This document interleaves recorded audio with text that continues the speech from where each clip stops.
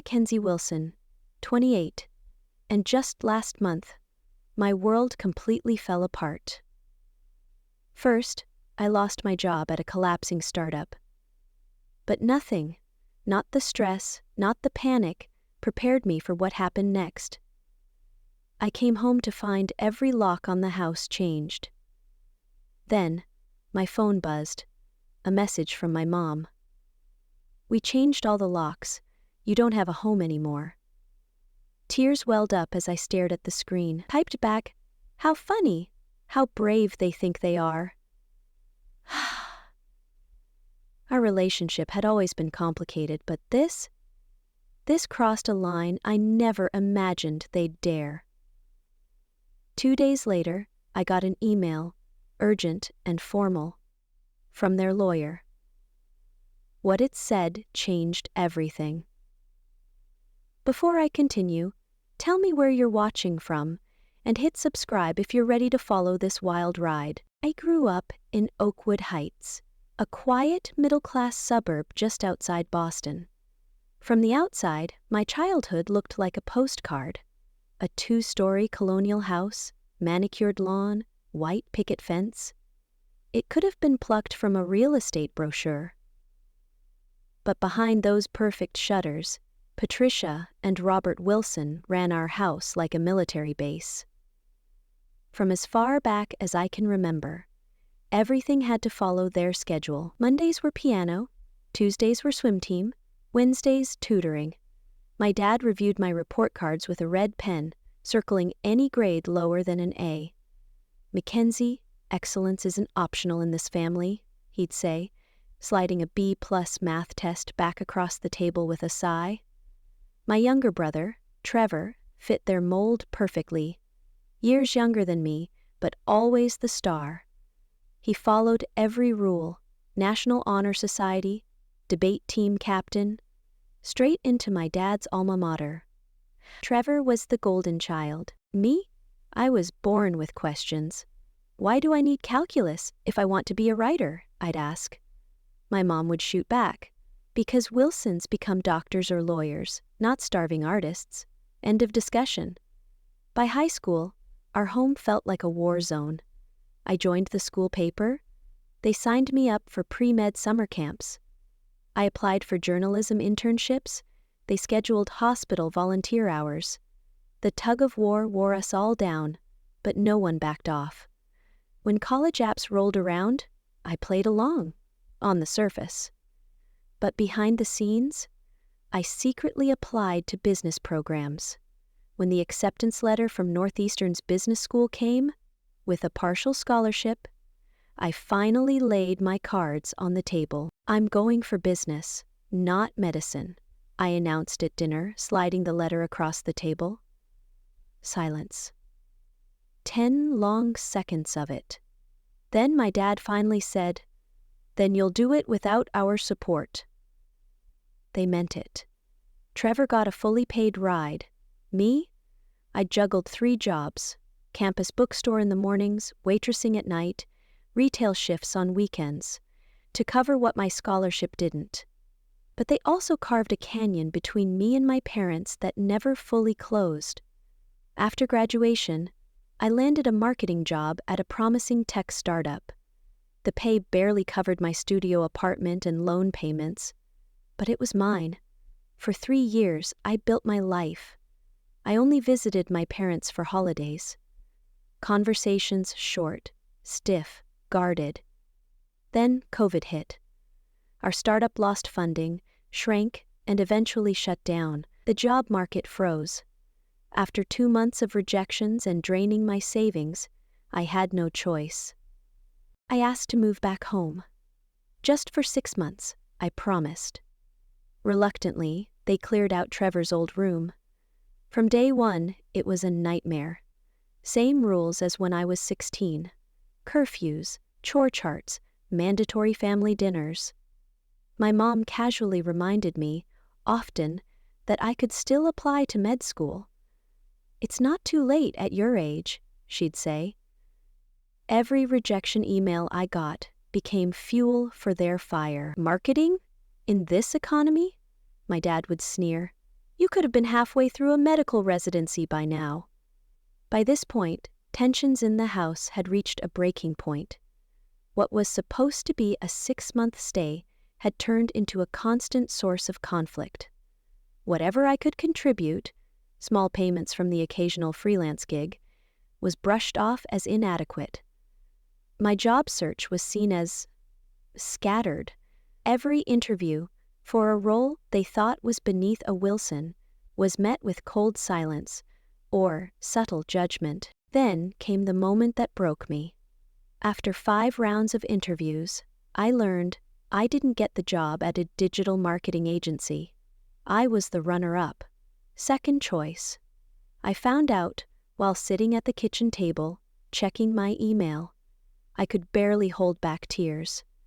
"Maybe this is a sign," my mother said, barely looking up.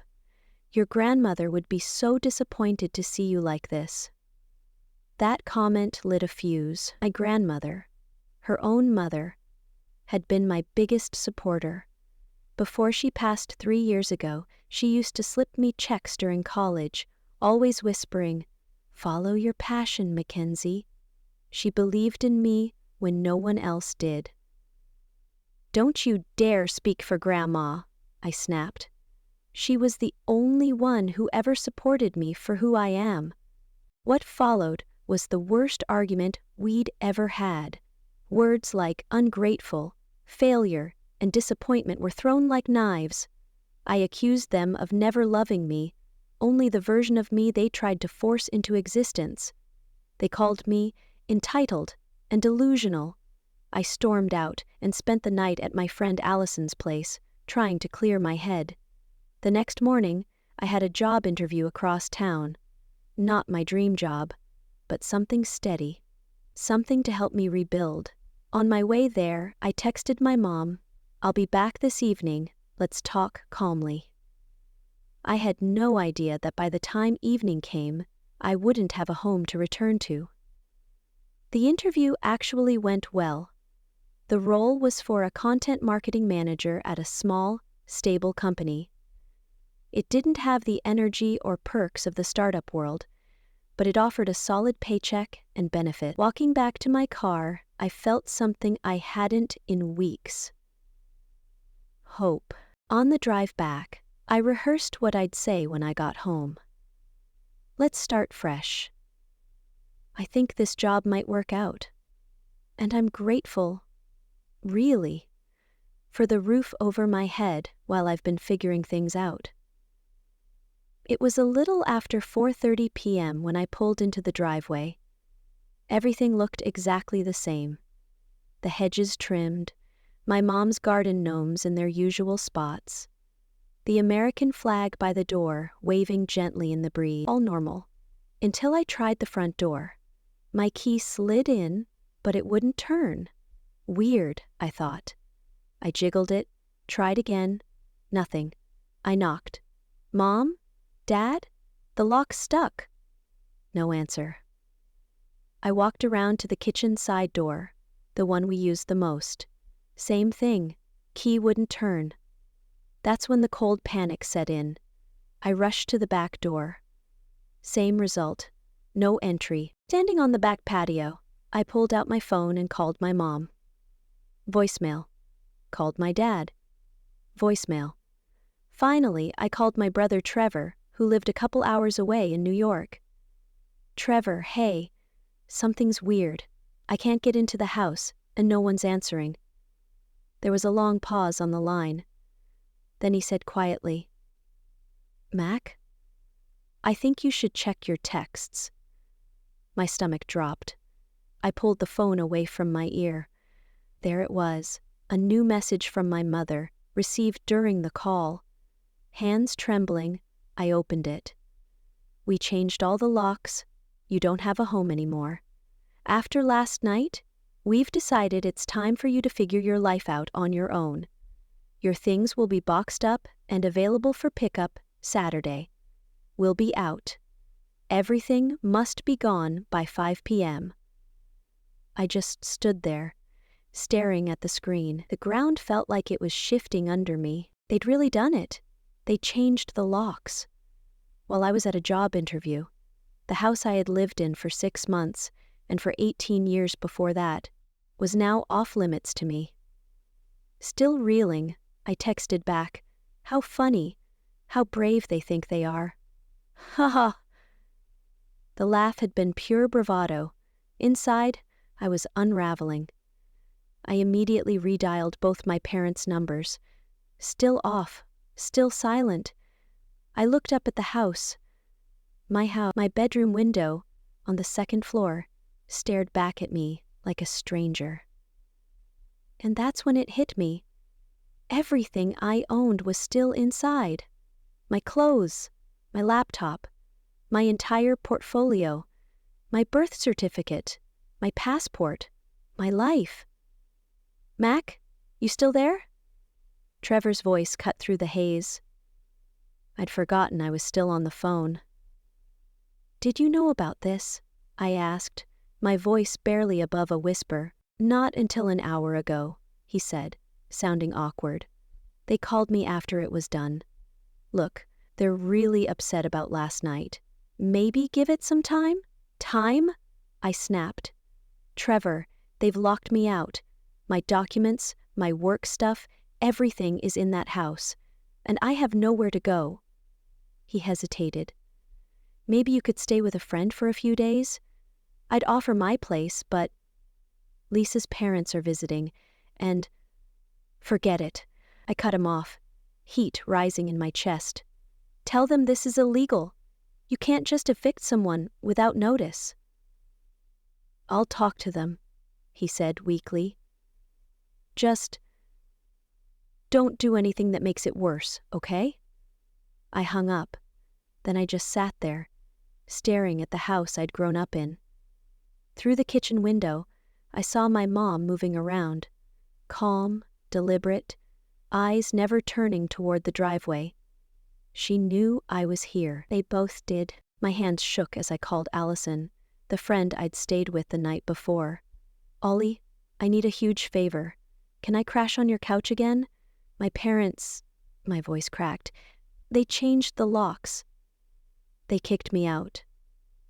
Her outrage was instant, and honestly a relief. "They what? Of course you can stay here. Oh my God, Mac, that's insane." "Do you need me to come get you?" "No, I've got my car. I'll be there in 20. Thank you, seriously." As I started the engine, Mrs. Henderson, our elderly next-door neighbor, approached my window, concern etched into every line on her face. "Mackenzie, dear, is everything all right? I saw you trying the doors." I couldn't meet her eyes. My face burned with humiliation. "They changed the locks, Mrs. Henderson. I'm not welcome anymore." Her expression fell. "Oh, sweetheart, that's not right. Do you have somewhere to go?" "Yeah, a friend's place, but all my stuff is still inside." She reached through the window and gently patted my hand. "I'll keep an eye out. If I see them leave, maybe you can come by and grab what you need." I thanked her quietly, then pulled away from the curb, watching the only home I'd ever known shrink in the rearview mirror. It felt like I was 16 again, powerless, misunderstood, completely alone. That night, curled up on Allison's couch, was the lowest point of my adult life. After she went to bed, I let myself finally break. The betrayal, real, sharp, cut deeper than anything I'd expected. These were the people who were supposed to love me no matter what. Instead, they'd locked me out, literally shut me out of their lives, because I didn't fit the mold they'd designed. At 2 a.m., I scrolled through old family photos, trying to understand where it all fell apart. I had no plan, no backup, and most of what I needed to rebuild was being held hostage behind deadbolts. What I didn't know, what I couldn't have known, was that in just 2 days, an unexpected email would turn everything upside down. The next morning, waking up on Allison's couch, I had a few seconds of peace. Before the reality set in, I wasn't home. I didn't have a home. The comfort of a key, a space that was mine. It had been stripped away overnight. "I made coffee," Allison said, padding into the room in her slippers. Her tiny one-bedroom was cluttered but cozy, full of plants and mismatched throw pillows. "And I called in sick. Figured you could use some company." I blinked hard. "You didn't have to do that." "Well, someone should be on your side." She handed me a mug. "So, what's the plan?" Plan, right. I needed one. First, I tried calling my parents again. Voicemail, both numbers. Again and again. I left messages, first calm, then more desperate. "Mom, Dad, please call me. We need to talk about this. You can't just lock someone out. It's not legal. Please, at least let me get my important documents, my passport, my work laptop." I sent the message, hoping for some basic decency. No response. Around noon, I drove back to the house, hoping to catch them leaving or coming home, desperate for a face-to-face conversation. The driveway was empty, both their cars gone. Then it hit me. It was Wednesday, my mother's standing lunch date with her church friends. My father's weekly golf game. Mrs. Henderson spotted me from her garden and hurried over. "They left about an hour ago," she said. "Your mother had a shopping list in her hand, so I imagine they'll be gone a while." I nodded, staring up at the house. My mind raced. Could I try a window? Call a locksmith? Would that even work? And then what? Break into my own home, only for them to call the police? "Mackenzie," Mrs. Henderson said gently, "your father asked me to give you this." She held out a sealed envelope. I opened it slowly, my stomach turning. Inside was a typed letter. Cold, clinical. "Any attempt to enter the premises without our permission will be considered trespassing. Your belongings will be available for collection on Saturday between 2 o'clock and 5 o'clock p.m., as previously arranged. We expect all items to be removed at that time. No signature, no warmth, just a notice, like something a landlord would tape to a tenant's door." "I don't understand how they can do this," I said, my voice breaking. "That's my home too." Mrs. Henderson shook her head. "I've known your parents for 25 years, and I've never approved of how they treated you. Your grandmother Eleanor would be heartbroken." The mention of my grandmother brought a sharp ache to my chest. She had always been my anchor, the one person in the family who saw me, truly saw me, and loved me anyway. Since she passed 3 years ago, I'd lost my fiercest ally. "Thank you for being kind," I told Mrs. Henderson, grateful for her presence. "At least I know someone's watching the house. I'm worried about my things." "I'll keep an eye out," she promised. "And Mackenzie, this isn't your fault. Don't let them make you think it is." The rest of the day was a blur of logistics, the unglamorous chaos of sudden displacement. I found a coffee shop with free Wi-Fi to search for jobs. I made an appointment at the DMV to replace my license, which was locked inside the house. Then, I called the bank, and that's when the next blow landed. My parents had removed me from the joint account we'd opened when I started college, the one where my freelance checks were still being deposited, the one with my last $847.00. "The primary account holders made the change yesterday afternoon," the representative explained, sounding apologetic. "I'm sorry, but as a secondary holder, you don't have legal access anymore." They hadn't just shut me out. They were severing every lifeline. That evening, while scrolling numbly through Instagram, I saw Trevor's latest post, a smiling family photo around a lasagna, my mother's signature dish. Nothing like Mom's cooking. Blessed, blessed family time. I stared at it for a long moment, then threw my phone across Allison's couch. "They're acting like nothing happened," I said bitterly when she looked up. "Like they didn't just throw their daughter out onto the street, and Trevor's just playing along." Allison retrieved my phone and sighed. "Your brother's always been their puppet. You know that. He could at least acknowledge how wrong this is." "Family loyalty's a weird thing," she said. "Speaking of which, you can stay here through the weekend, but remember, Ethan's moving in on Monday." Of course. Ethan, her boyfriend. They'd been planning this move for months. "Yeah, I'll figure something out," I said, though my voice was thin. The walls were closing in fast. My job hunt was going nowhere. My savings were gone. My belongings were still locked away. And now I had 3 days to find a new place to live, with no income and nowhere to go. At night, I barely slept. My dreams were chaotic, stress loops of showing up to interviews naked, racing through endless corridors of locked doors, my parents laughing while I tried key after key. I woke with a splitting headache. "You look awful," Allison said, not unkindly, handing me coffee. "Thanks.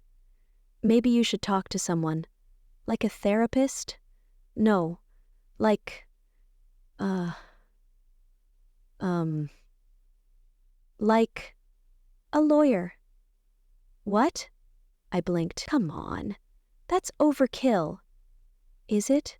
What they did has to be illegal." The thought had crossed my mind. But lawyers cost money. Money I didn't have. And besides, suing my own parents? That felt like crossing a line I wasn't ready for. "Let's see how Saturday goes," I said. "Maybe they'll cool off." But even as I said it, I knew better. This wasn't some impulsive tantrum. This was the final move in a long game of control. One where love had always come with conditions. That afternoon, I used the last of my cash on a prepaid phone card.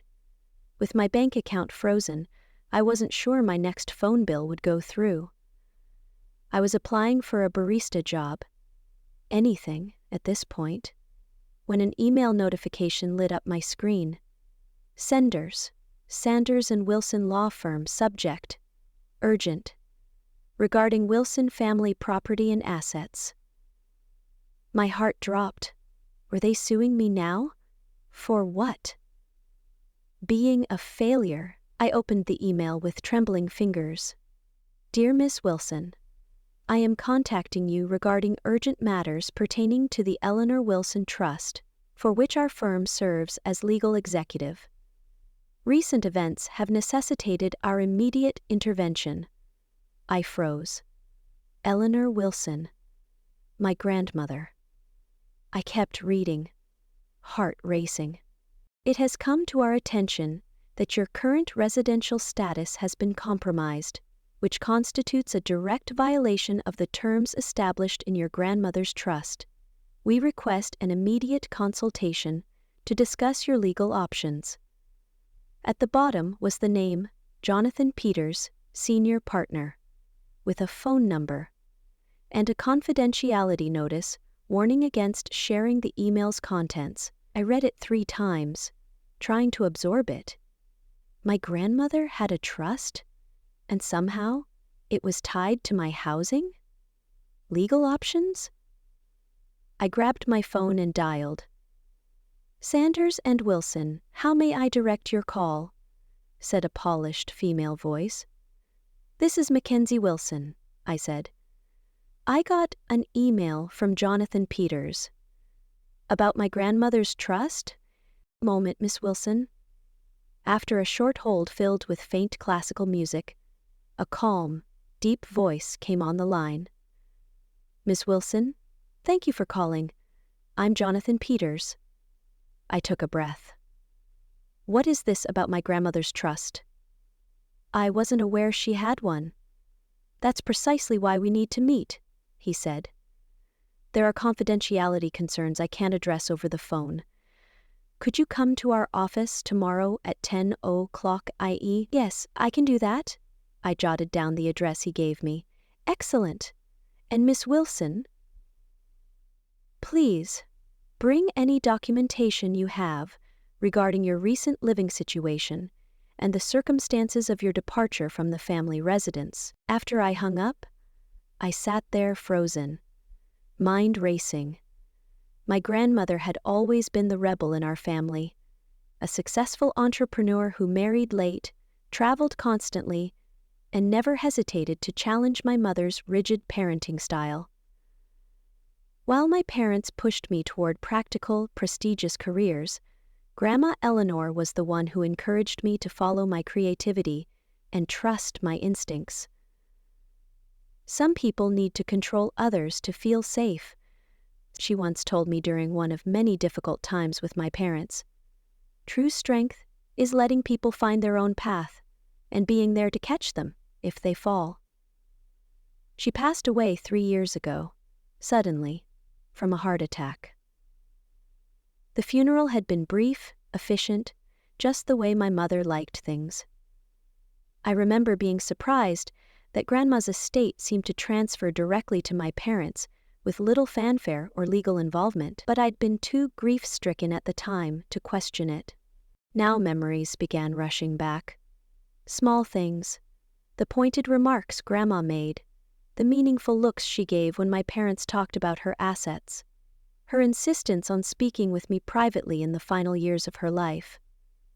One day, during what would be our last visit, she held my hands and said, "One day, Mackenzie, you'll understand just how much I believe in you. Promise me, you'll never let them crush your spirit." At the time, I'd chalked it up to grandmotherly love. But what if it had been more than that?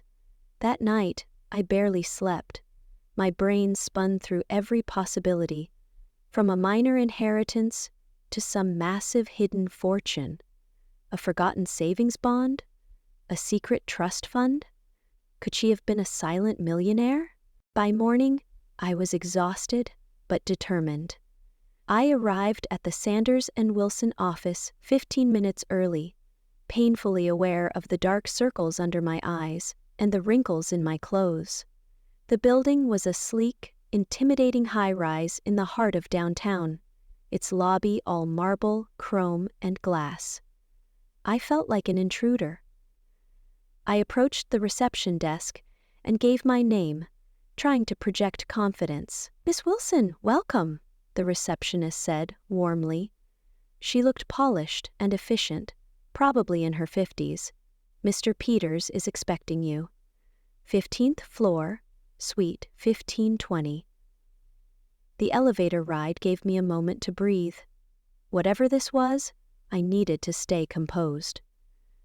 Suite 1520 opened into a sophisticated reception area. Leather chairs, muted lighting, tasteful artwork. Before I could check in at the desk, a tall man in a tailored suit stepped out of an interior office. He had silver hair and the calm, contained energy of someone used to high-stakes conversations. "Ms. Wilson," he said, extending a hand. "Jonathan Peters, please, come in." His office was spacious but understated, with large windows overlooking the city and walls lined with law books. He gestured toward the chair opposite his desk. "Thank you for coming on such short notice. I understand you're going through a difficult time." "That's putting it mildly," I replied before catching myself.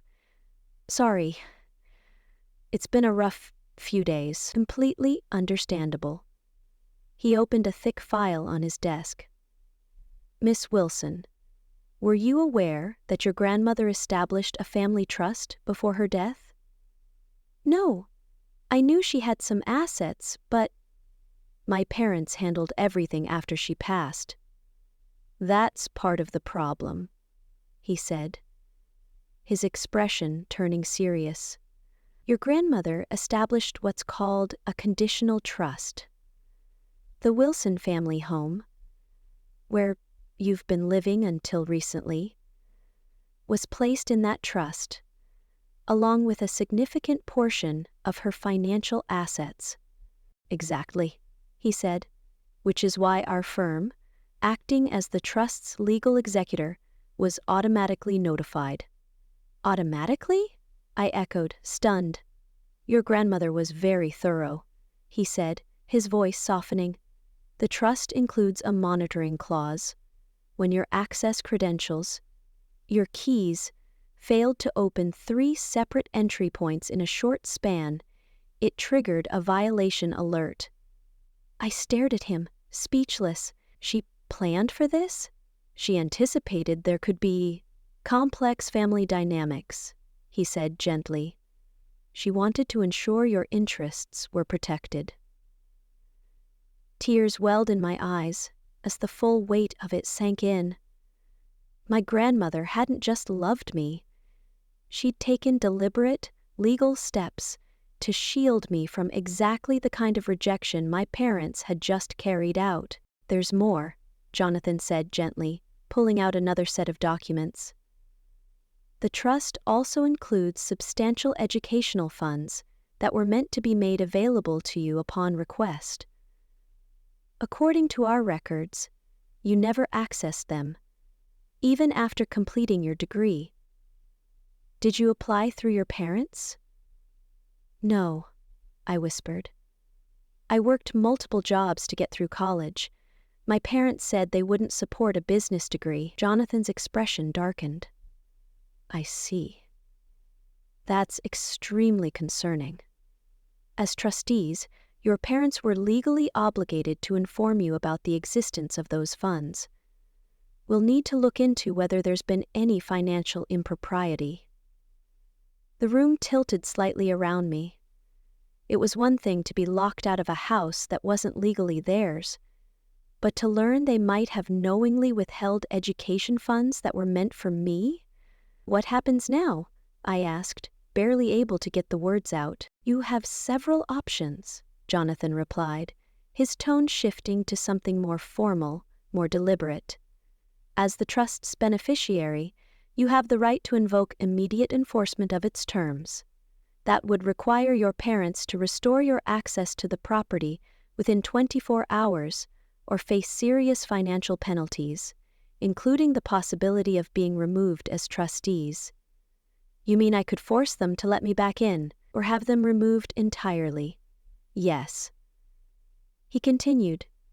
Alternatively, we could negotiate a settlement, one that honors your grandmother's intentions while allowing for a more peaceful outcome.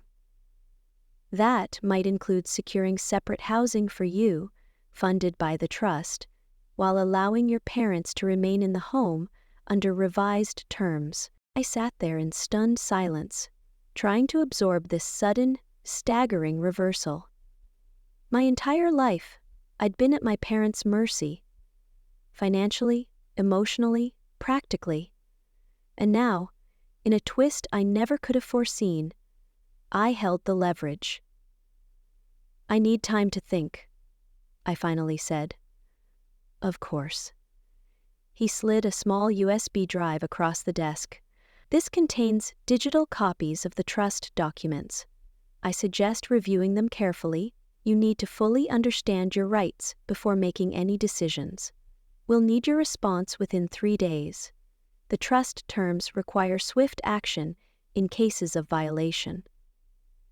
As I stood to leave, one more question stopped me.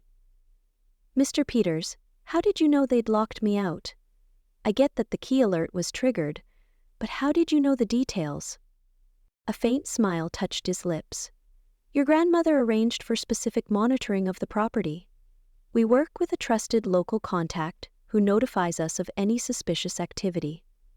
Mrs. Henderson, my grandmother's oldest friend. Of course. The pieces snapped into place. As I left the office, clutching the USB drive like a lifeline, I felt equal parts overwhelmed and strangely empowered. My grandmother had seen this coming. She had built a safety net I never even knew existed. For the first time since the lockout, I felt something unfamiliar. Hope. Back at Allison's apartment, I plugged the USB drive into my phone with an adapter and started reading. The legal language was dense, but the core message couldn't have been clearer. My grandmother had designed this trust to protect me. The Wilson family home, the colonial I grew up in, the one I'd just been shut out of, had been purchased decades ago by my grandmother. She'd allowed my parents to live there while raising their family, but she never transferred ownership. Upon her death, the property had been placed in trust, with very specific conditions. My parents could live there rent-free. They'd even receive a monthly stipend for upkeep and taxes, but only under one condition. I had to have guaranteed access to the home. If I ever needed a place to return to, it had to be available to me. The moment they changed the locks, barred me from entering, they triggered an automatic breach, and with that breach came consequences. First, a formal warning. If access wasn't restored within 7 days, the monthly stipend would be suspended. If the violation continued beyond 30 days, my parents could be removed as trustees and potentially lose their right to live in the house altogether. They risked losing everything, I whispered, just to teach me a lesson. And the house was only the beginning. As I continued reading, I uncovered the educational fund, substantial, untouched, and still active. It had been available to me throughout college and remained available for future education or professional development. According to the trust's documentation, my parents had been receiving quarterly reminders about the fund's availability. They'd watched me juggle 3 jobs, take out student loans, and scrape by, without ever mentioning it. But the most shocking discovery was tucked near the end of the digital files. A personal letter from my grandmother, dated just 2 months before she died. It was addressed directly to me. My dearest Mackenzie, if you're reading this, something has gone wrong. I've tried all my life to buffer the controlling tendencies I've seen in your parents, my own daughter included. But I've always feared that without my presence, those behaviors might intensify. This trust is my way of protecting you, even after I'm gone. You've always had the courage to walk your own path, even when it was hard. That strength, that independence, is your greatest asset, though your parents may have seen it as defiance. The funds and provisions I've included here aren't about money. They're about freedom.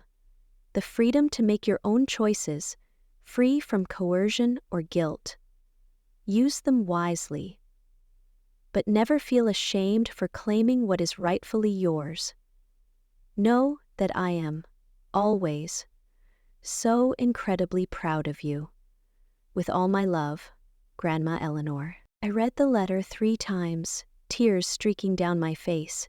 Even in death, she had found a way to lift me up, to protect me, and to give me what I'd always wanted but never received from my parents: unconditional love. The next morning, I returned to Jonathan Peters' office with a clearer head and a growing list of questions. I've reviewed the documents, I told him once we were settled in his office. I'm still processing everything, but I have serious concerns about the education fund. If my parents have been misusing it, Jonathan gave a grave nod. We've already begun a preliminary audit, and I have to tell you, the early findings are troubling. It appears that regular withdrawals have been made from the education fund over the past 3 years, despite the fact that you weren't enrolled in any educational programs during that time. They've been taking money meant for me? I asked, stunned. Is that even legal? As trustees, they had access, he explained. But the terms are crystal clear. The funds are to be used solely for your educational benefit. If they've used that money for anything else, it's a serious breach of fiduciary duty. The betrayal hit harder than I'd expected. It wasn't just that they'd denied me support during college. They'd been dipping into my inheritance since the day my grandmother passed. There's more, Jonathan continued. We cross-referenced property records and found documentation of significant renovations made to the family home last year. A new kitchen, upgraded master bathroom, and extensive backyard landscaping. The total cost was approximately $87,000.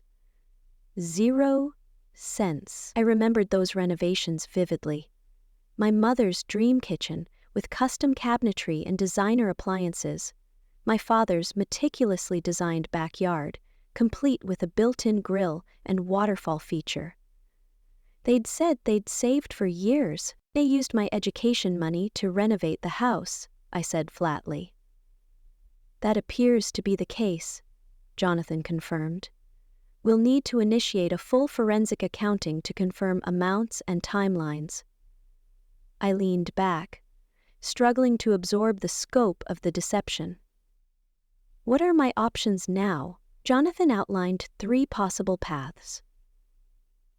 First, you could pursue full enforcement of the trust terms. That would likely result in your parents being removed as trustees, legal action to recover misappropriated funds, and the restoration of your residency rights at the family home. Second, you might choose to negotiate a settlement. This would acknowledge the violations, but aim for a more collaborative outcome. Perhaps securing separate housing for you, funded by the trust, and placing stricter controls on your parents' roles as trustees. Third, there's the option of entering family mediation, with legal representation present, if you want to try resolving this while maintaining some form of relationship. I stared at him.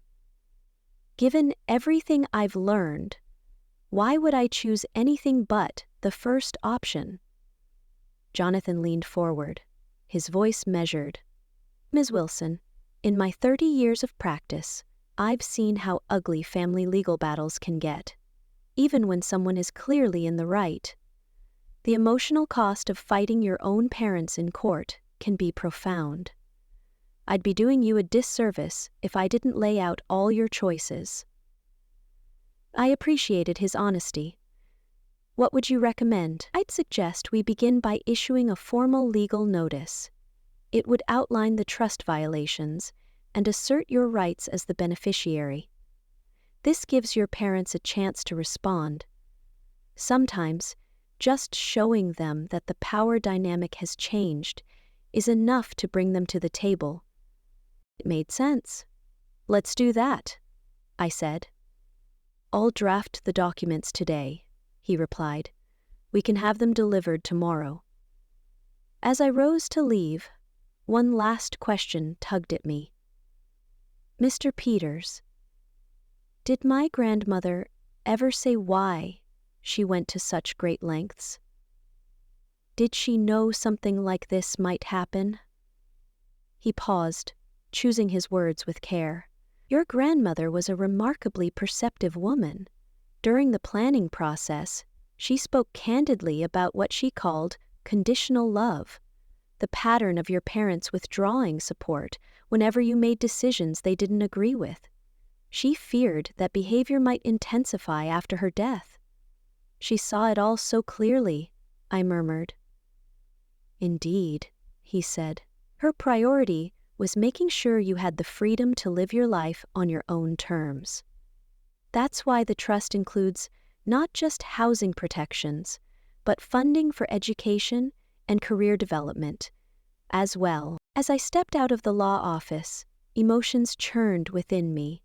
Grief for the grandmother who had understood me so completely, fury at my parents for their betrayal, and a new, simmering sense of resolve.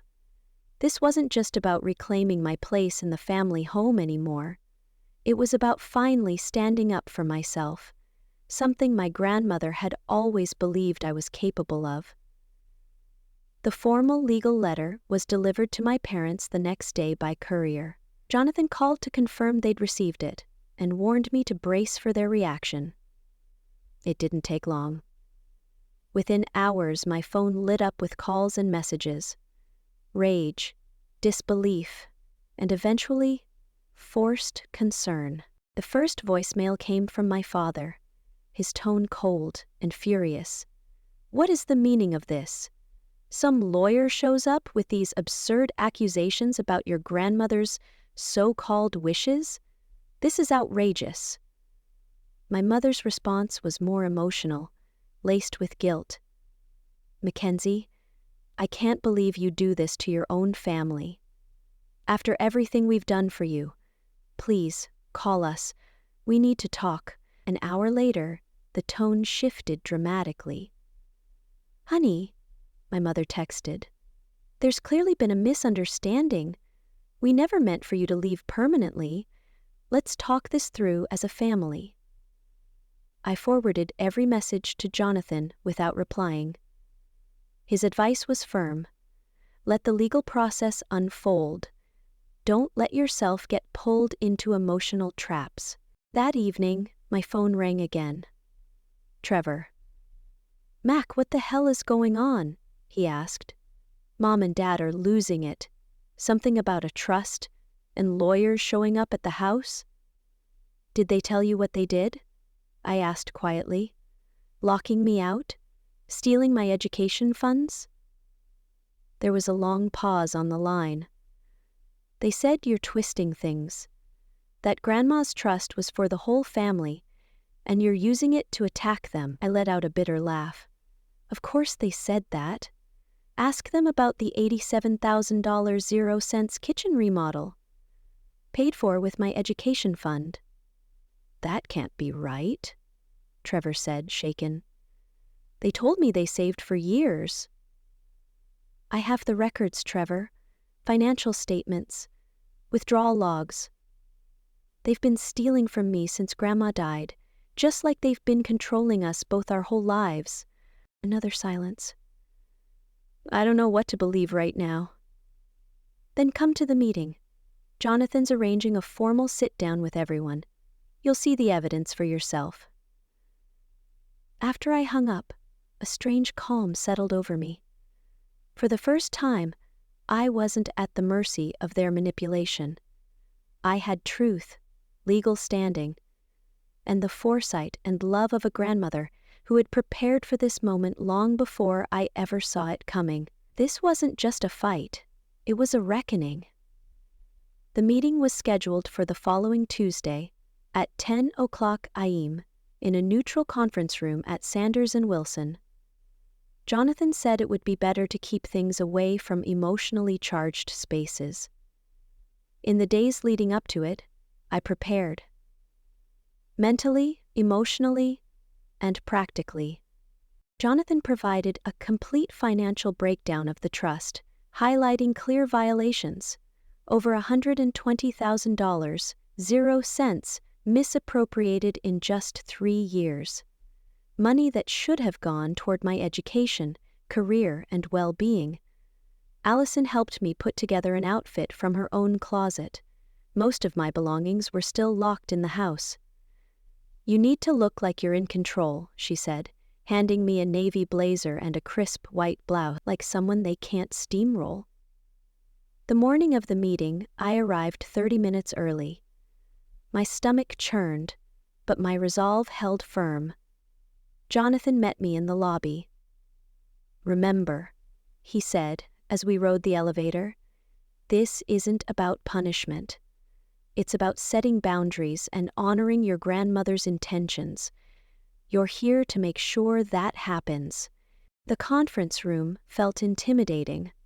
Polished mahogany table, high-backed leather chairs, pitchers of water, notepads at each seat. Jonathan had brought in an associate to take notes, and a financial advisor from the trust's management team. At exactly 10 o'clock a.m., my parents arrived. They weren't alone. Their attorney, Gregory Walsh, my father's golf buddy and longtime family friend, walked in beside them. Trevor trailed behind, his expression uncertain, clearly caught in the middle. The greetings were stiff, formal. My mother tried to hug me, but I stepped back. Professional distance. Her wounded look might once have softened me, but now I saw it clearly for what it was. A tactic. Once everyone was seated, Jonathan opened the meeting.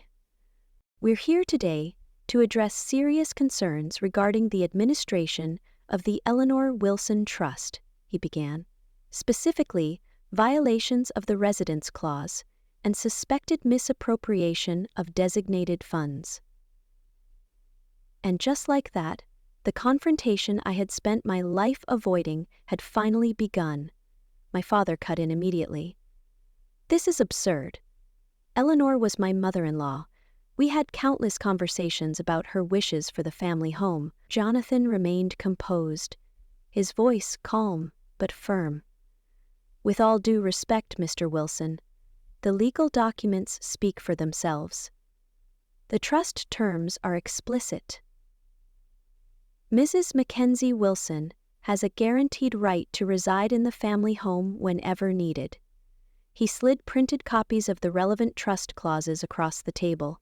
Furthermore, he continued, our financial audit has uncovered multiple withdrawals from the education fund, funds used for home renovations and personal expenses rather than for Ms. Wilson's educational benefit as stipulated. My mother had gone pale. My father glanced between Jonathan and his attorney, clearly rattled. Mr. Walsh, their lawyer and longtime family friend, cleared his throat. We acknowledge there may have been some technical violations of the trust terms, he said carefully, but these were minor administrative oversights, not deliberate breaches.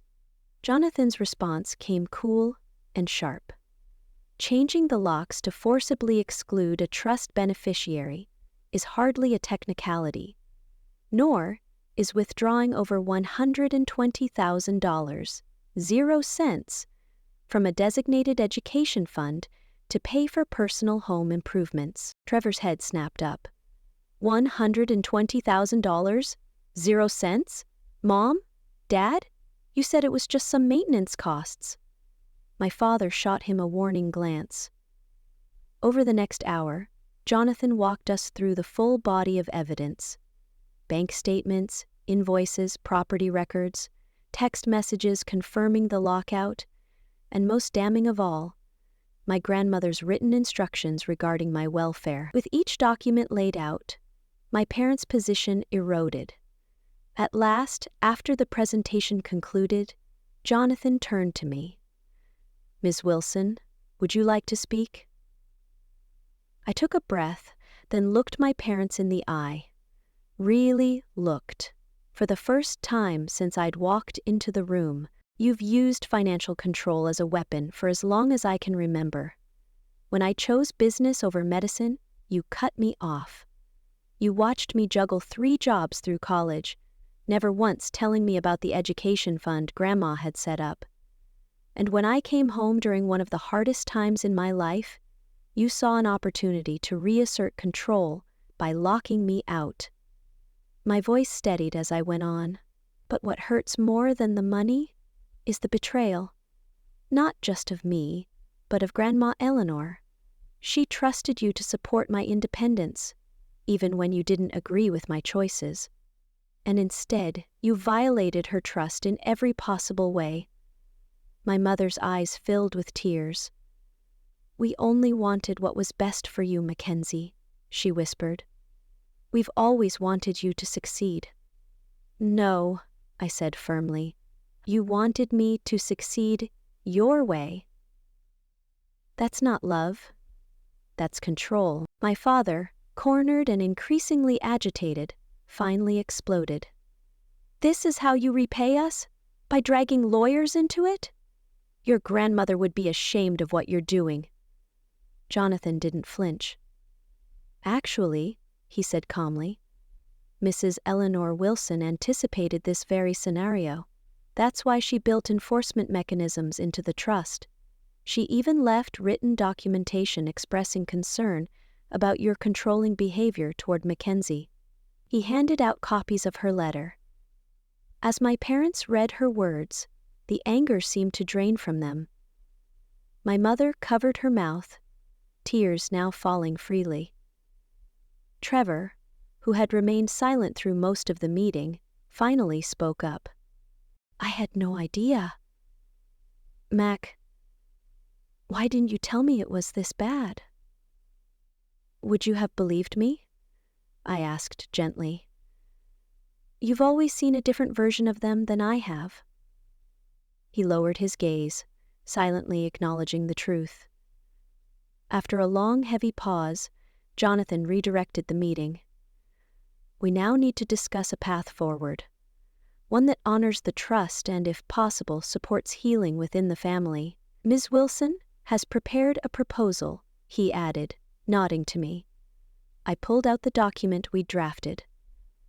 "I'm not interested in punishment or dragging this through court," I began. "What I want is independence and an acknowledgement of the harm that's been done." I outlined the terms. First, the trust would fund the purchase of a small condo for me, using money that should have been available during college. This would provide me with stable housing as I rebuilt my career. Second, my parents could remain in the family home, but financial oversight of the trust would shift to an independent trustee. No more personal access. Third, we'd commit to family therapy, an effort to address the patterns of control and conditional love that had fractured our relationship. "And if we refuse?" my father asked, though his voice had lost much of its fire. Jonathan answered before I could. "Then we initiate formal enforcement of the trust. That would likely include your removal as trustees, legal action to recover misused funds, and a significant reduction in your trust benefits." Mr. Walsh leaned over and whispered to my father, who stiffened, then finally gave a small nod. "We'll need time to review the proposal," Mr. Walsh said, "in full." "Of course," Jonathan replied. "You have 48 hours. After that, we'll move forward as required by the trust." As the meeting wrapped up, my mother approached quietly while my father conferred with their attorney. "Mackenzie," she said softly, "I didn't realize how it all looked from your perspective. It wasn't an apology, not quite, but it was perhaps the closest she could come." "I know, Mom," I said. "That's why I included therapy in the proposal. We need to learn how to talk to each other, without control, without fear." She nodded, eyes glistening, a storm of emotions playing across her face. As the others filed out, Trevor stayed behind to walk with me. "I should have paid more attention," he said quietly. "I knew things were tense, but I didn't know about the money, or how they treated you." "You were the good child in college," I said without resentment. "You never had a reason to see that side of them." "I want to help fix this," Trevor offered. "Whatever happens next," for the first time in days, I felt a flicker of hope. Maybe not all family ties were beyond repair. Maybe some parts could be rebuilt, even if they'd never look the same. 47 hours later, Jonathan called with news. My parents had accepted the proposal. Their only requested changes were minor, slight adjustments to the therapy requirements. The process of securing my new housing would begin immediately, and I was granted full access to the family home to retrieve my belongings, no questions asked. It wasn't the cinematic showdown I'd once imagined. No dramatic speeches, no villains undone in a blaze of justice. It was messier than that, more human, a painful but necessary unraveling of long-standing patterns that had gone unchallenged for decades. As I ended the call, I realized my grandmother had left me something far greater than financial protection. She had left me the chance to end a cycle, a legacy of control disguised as care, of love bound by condition, and I had taken that chance. 1 month later, I stood in the center of my new condo, still slightly in disbelief over the quiet miracle that had unfolded. The space was small, but entirely mine. A 1-bedroom unit in a quiet, tree-lined neighborhood, purchased with funds from my grandmother's trust. Sunlight spilled through the windows, warming the hardwood floors and touching the blank walls. Walls I could paint any color I wanted, shelves I could fill with books my parents never approved of. A space I could shape around my values, not theirs. Once my parents saw that resistance was futile, the rest of the settlement moved quickly. The trust purchased the condo and arranged a modest monthly stipend to support me while I looked for long-term employment. They retained the family home, but now all trust financial matters were managed by an independent trustee. It was, I imagine, a humbling arrangement, especially for my father. We scheduled a Saturday for me to collect my things. The atmosphere was tense, but civil. Trevor helped buffer the tension, stepping in when my father muttered about ungrateful children, and my mother oscillated between tearful pleading and icy silence. "They'll adjust eventually," Trevor said quietly, as we loaded boxes into his SUV. This is the first time they've ever faced actual consequences. The most difficult part of the agreement was the mandatory family therapy. Our first session was nearly unbearable. My father sat in silence, arms crossed and jaw tight. My mother cried the entire hour. Dr. Bennett, the therapist, worked hard just to keep us in the same emotional orbit. "Family dynamics like these don't form overnight," she said gently at the end of the session. "And they won't be healed overnight either. This process takes commitment from everyone." To my surprise, my parents kept showing up. My father said little, but each week chipped away at the wall he'd built around himself. And during our third session, something unexpected happened. My mother admitted, for the first time, that her parenting had been shaped by her mother's behavior. The very pattern my grandmother Eleanor had worked to break. "Mom could be so critical," she said quietly. "Nothing I did was ever good enough. I promised myself I'd raise successful children, that I'd push them to avoid my mistakes. I thought that meant I was being a good mother. It wasn't an apology. But it was something real. It was the beginning of understanding." Meanwhile, I started individual therapy with Dr. Rivera, a calm, thoughtful woman who specialized in family trauma. "What you're experiencing is a major power shift," she explained during our second session. "For most of your life you were dependent. You sought their approval, their support. Now you have financial stability, and you hold leverage. That shift is uncomfortable for everyone involved." She helped me untangle the emotions that followed. The relief of being heard, shadowed by guilt. The vindication, mingled with sadness. The anger, still sharp at times, and the aching grief for the version of parents I had longed for, but never really had. "Forgiveness doesn't mean forgetting," she often reminded me. "It doesn't mean pretending it didn't hurt. It means releasing the fantasy that the past could have been different, and choosing how you move forward with clear boundaries." So I made boundaries my focus. With my housing secure and financial needs temporarily met, I could finally stop scrambling for survival. I had room to dream again, to imagine a future shaped by purpose, not pressure. I applied to a master's program in digital marketing, a path I'd always wanted to explore, but could never afford before. For the first time in a very long time, I was building something for me.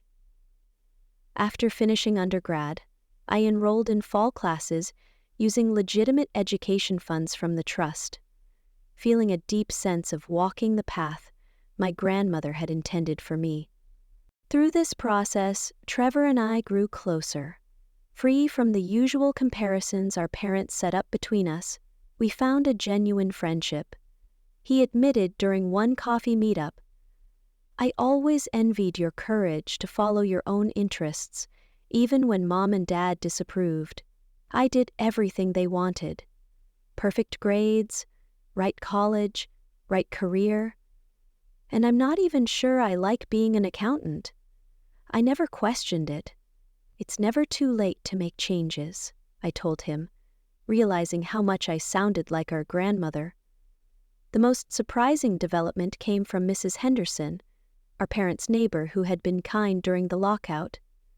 She invited me for tea one afternoon and revealed she had been my grandmother's closest friend and confidant. "Eleanor worried about you constantly," she said, serving Earl Grey in delicate china cups.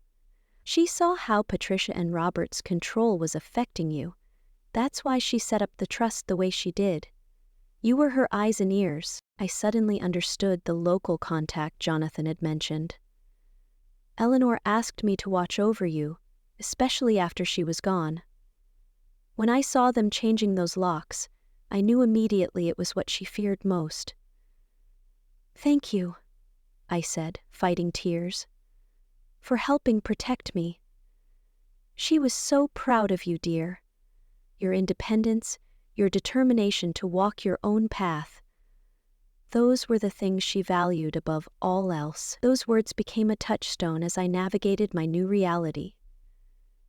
6 months after the settlement, things had settled into a fragile balance. Family therapy continued with slow, steady progress. My parents and I kept a cautious distance. Sunday dinners once a month, brief weekly calls.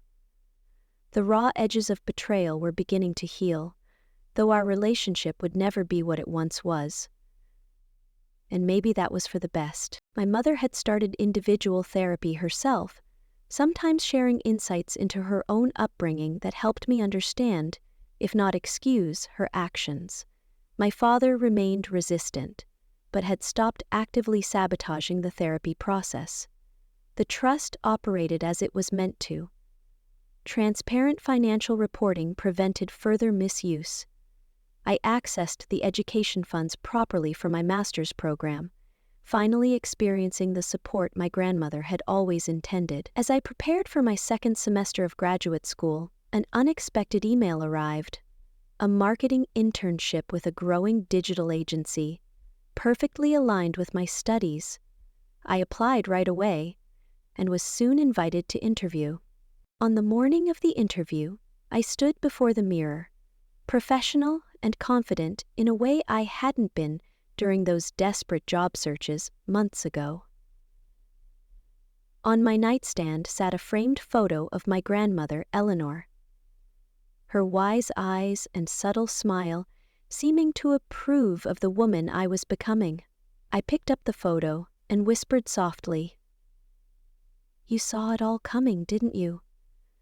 You knew I'd need protection, and you made sure I had it when the time came. I wish you could see that your plan worked." In that quiet moment, I understood the true gift my grandmother had given me. Not just financial security, but the power to break free from generations of control and conditional love. She had built a safety net that let me stand firm in my own truth and create a life based on who I am, not what others expected. As I headed out the door to my interview, I felt her presence with me, along with deep gratitude for her foresight and unconditional love. The journey had been hard, and healing was still ahead, but I was finally walking a path of my own choosing, exactly as she intended. Have you ever had to stand up to family pressure or expectations to follow your own path? I'd love to hear your stories in the comments below. If this story resonated with you, please like and subscribe to follow more of my journey. Sometimes, the family we choose and the boundaries we set are the most important steps toward finding our true selves. Thank you for watching. And remember, you deserve support that doesn't come with strings attached.